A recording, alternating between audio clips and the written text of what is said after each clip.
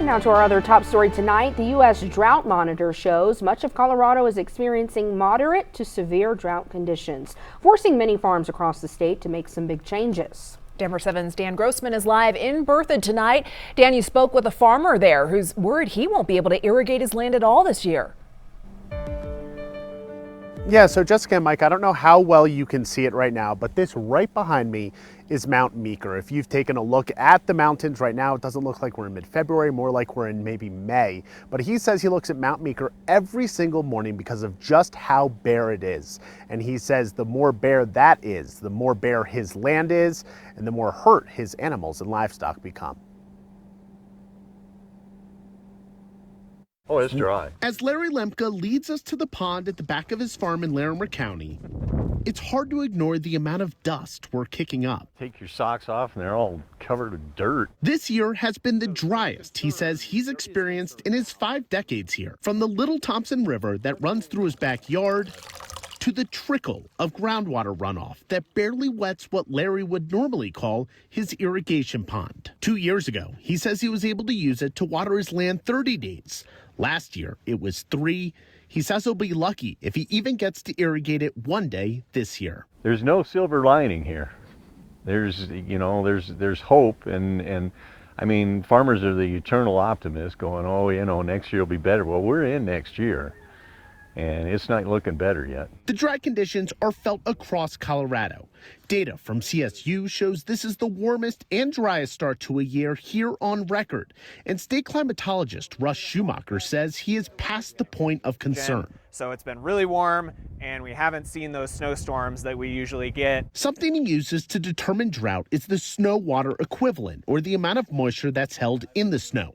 Some years it's more dense than others, but this year it's not only dry, it's warm. He says it means the little snow we have gotten has started to melt faster. This year, he says that means runoff might be even weaker than already expected. So even if we had historically averages March and April's in terms of snowfall, would you still feel concerned about where we are? If we did average from here to the rest of the snow season, we're still way below average for the season as a whole.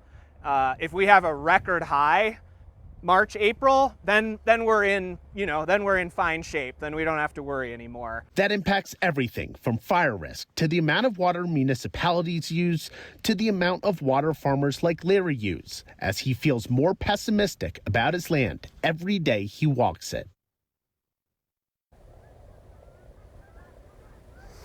So this has really impacted nearly every facet of Larry's operation, from what his animals can feed on to the water he uses to irrigate his land. It was just last week that I spoke to Aurora Water asking them what they might do if this drought continues. They said they would not be surprised, even calling it likely, if water restrictions are put in place. Jessica, Micah?